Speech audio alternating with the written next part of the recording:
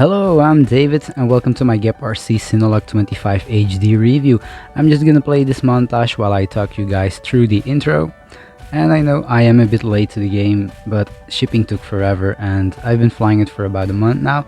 So I had time to really form an opinion about it, and I can show you what it can and cannot do. So what can you expect in this video? First, I'm going to show you guys what's in the box. We're gonna talk about the specs real brief. Then I'm going to show you some flight footage. We're gonna talk about how it flies. I tried to do some cinematic flights and some freestyle flights, and I also had the opportunity to test it with both the 3-bladed props it ships now and the 5-bladed props it came with originally. We're gonna talk about the difference between those two props. After that, I am going to talk about all the stuff I like about it, but also what I didn't like about it, some problems I had with it, and address some misinformation. There are timestamps in the description and in the timeline below, so if you want to skip to a certain section, go right ahead, but of course it would be awesome if you watched the entire video. Okay, let's jump right into it. First up, the unboxing. What do you get for about 300 euros? Well, first thing you see when you open the box will be your Cinelog 25 HD neatly wrapped in plastic. It measures 11 centimeters from motor post to motor post and 15.5 centimeters from hoop to hoop in both directions. I had the HD version, which means it comes with a Cadex Vista, and my camera was the Cadex Nebula Pro. Now, I was one of the last lucky ones, I guess, that got the Nebula Pro, because now it's shipping with the Nebula Nano, which isn't that good of a camera, but once the Nebula Pro comes back in stock, you could always swap it out for a better camera. And the first batches of the Cinelog 25 HD with the Cadex Polar camera are shipping right now, which is a little bit better. My version has a TBX Nano as a receiver, but you could also choose the FreeSky RXSR, or if you want to use the DJI controller, you can have it shipped without a receiver, and you can of course add your own later if you want to. There's also an analog version with a 600 mW VTX. It comes equipped with the Cadex EOS 2 camera. Now this drone has 1404 4500 kV motors, and it's recommended to fly it with 4S lipos, 450 to 750 mAh. We got some spares in the box, 2 antenna tubes and 4 end caps, which I will not be using. I guess if you use the RXSR, that could come in pretty handy. You get 4 extra screws. These are for your frame and motors. Almost all of the screws on this drone are actually the same length. You also get a hex key with it, which can be used on all of the screws on this drone. You get 2 landing pads to protect the bottom of your quad. I've already stuck one on there because I wanted to protect the bottom of my quad, of course. There are 2 battery pads. There's a long and a short lipo strap.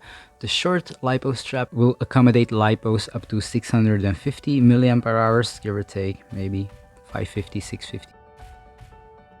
We get a mount for a naked GoPro.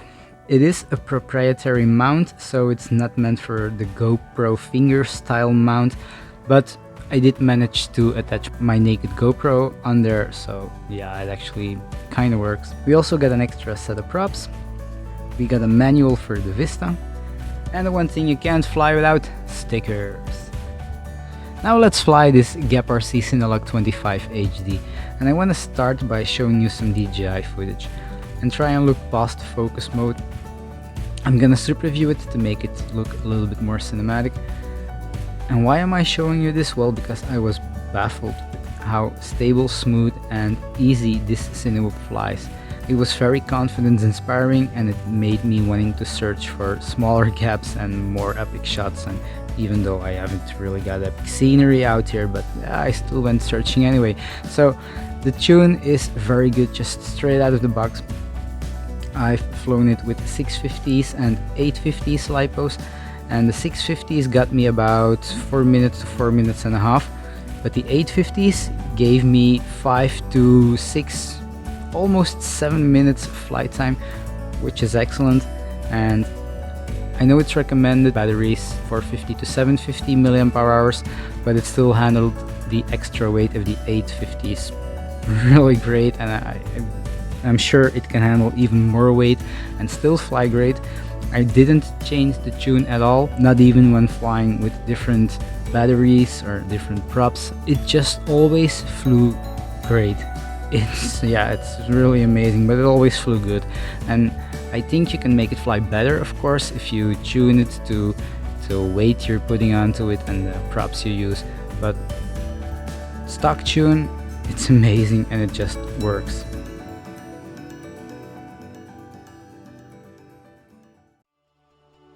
And talking about how good it flies, what's the difference between the 3 and the 5-bladed props? Well, first of all, the 5-bladed props are the props the first versions came shipped with, and now it comes shipped with 3-bladed props. Overall, the difference is small, but there is a difference. The 5-bladed props made just a little bit less noise.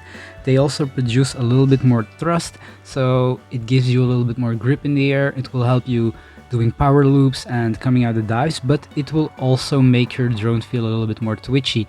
The drone will respond faster to your throttle inputs, which will make it harder to really cruise and fly smooth. You can always solve this by using a throttle curve or altering your throttle midpoint, but if you are a beginner or you haven't had enough stick time yet, I suggest you stick with the 3-bladed props and it will make your life a little bit more easy. The 3-bladed props come in at 1.5 grams, by the way, and the 5-bladed props weigh just less than 2 grams.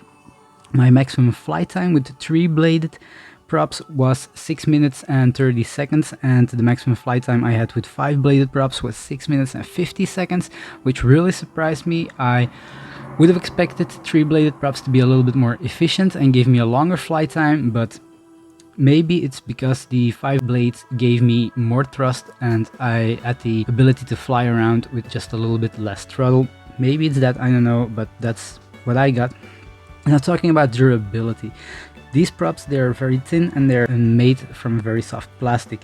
So if they touch anything, like when you land on a stick or a piece of wood and it's a pusher, so you have to be mindful of that could happen, they will get nicked very easily. Small bends and small nicks, and these just add vibration. I haven't had any broken props so far. They are guarded props, so it's not easy to break one of them, but if you want to have a smooth flying experience with the least amount of vibration, I suggest you buy enough spare props. And I already said it, dives and power loops. Yes, GEPRC advertises the Cinelog 25 HD as a freestyle capable drone. And they're not lying, the Cinelog will dive, it will power loop, and its punch is pretty good for a whoop with prop guards. As you can see in this footage, it was an extremely windy day, but I just had to go out and fly because all summer has been like this. And with the naked GoPro, it will actually sometimes start to wash out when you're doing very big dives or when your battery is getting low and you're really pushing it. But that's because I think the naked GoPro acts as an air brake and it produces so much drag. It's just a little bit too much for this small Cinewhoop to handle. Don't get me wrong, this is a very impressive drone. It makes very, very stable and smooth cinematic footage if you wanted to. But for some of the bigger stuff, bigger dives, it's probably better using a bigger drone. With the Insta360 Go 2, it was a whole lot better. It's a much smaller camera. It doesn't produce as much drag as a naked GoPro. And I was very surprised by the performance of this quad.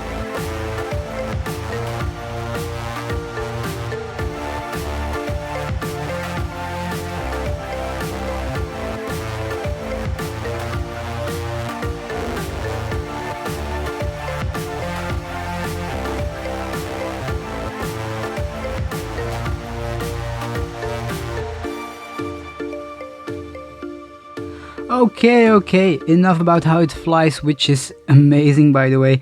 What do I like about it and what do I not like about it? First of all, the design, it's just awesome. Putting all of the components in the middle gives it an excellent center of gravity. It really helps with the balance of the drone. And comparing it to other designs which put the vista in the back, there's less blocking of the airflow, which will help with efficiency and probably even with noise because there's just less turbulence of air bouncing off of stuff. Downside to this design is because everything is really crammed in there, it's also very hard to work on. Changing out the short battery strap for the longer one took me about, well, it took me a long time.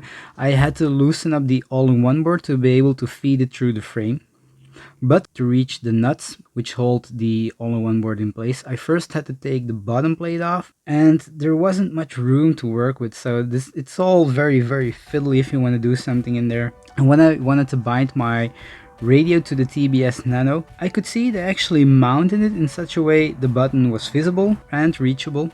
Only problem was they wrapped it in heat shrink, which is too stiff to press the bind button, so I had to take it out and cut a small piece of heat shrink away to finally reach the button. So needless to say, the first time setup really took me a lot longer than any other drone I've owned so far, and I know working on this whoop in the future will not be easy, but I don't expect any of these style cine whoops are easy to work on, so I guess that's just a feat they all share. So I'm actually very happy to be able to tell you that this thing is extremely durable.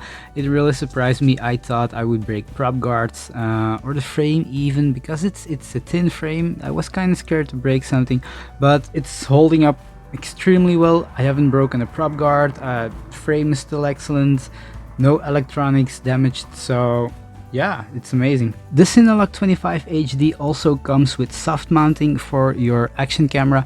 It also holds the FPV camera, so you don't get jello in your FPV camera feed, and it really helps getting jello free footage. Only downside to this is that it actually takes up a whole lot of space on this compact frame, and if you're not using the naked GoPro holder they provide, you could run into the issue that your naked GoPro touches your battery, especially if you're using a bigger one, and you cannot give your naked GoPro any tilt. There's an easy fix to this. You could just turn the mount on the drone 180 degrees, so you shift your GoPro a little bit more forward, or you could also print up a new GoPro holder, of course.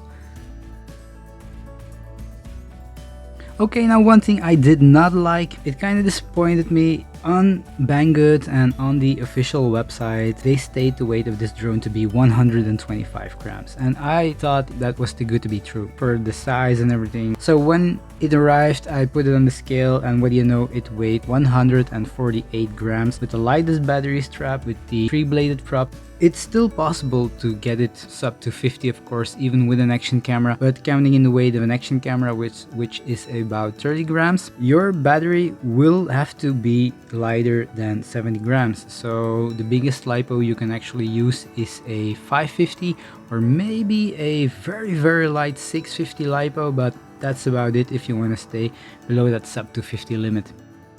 And while I'm at it, let's talk about another thing that bothered me, is how difficult it is to reach the USB port. You need to be Ant-Man to get in there. It's incredibly how small the space is and how small your USB connector needs to be actually able to fit in there. I think most of us will have like this mountain of USB cables, and I had one, just literally one USB I can get in between the prop guards and the frame and everything. So yeah, that's one of the things that frustrated me. So just a heads up guys, you will need a USB adapter or one of these ridiculously small USB connectors to be able to reach your USB port without having to fear ripping your USB connector from your FC. And I'll put it up on screen here, the one I am using. I'll put one of those Samsung charger USB connectors right next to it and some measurements maybe, so you can see just how small it needs to be, but yeah. Okay, enough frustration. If you know my channel, if you watched my videos before, you will probably know I cannot fly anything without modding it. So I already have a few small modifications in mind to make it better in my opinion, or maybe I should say just better suited for my needs. I will make a follow-up video about everything I'm going to change about it, because otherwise this video would just be too long. If you want to see how I'm gonna improve it, maybe check out one of my next videos. Okay, and now let's just come to a conclusion here. So despite its small shortcomings, I really like this drone a lot. If you're in the market for an excellent cinewhoop to do some epic shots, or you're just flying tiny whoops and you want to step it up, buy something bigger, something a little bit faster, but you still want to have the safety of prop guards, this is an excellent option for you. It flies very stable, it has excellent soft mounting, and it does do some freestyle. It's a nice little package if you ask me. So guys, that's it. Thanks for watching, take care, and I'll see you in the next one.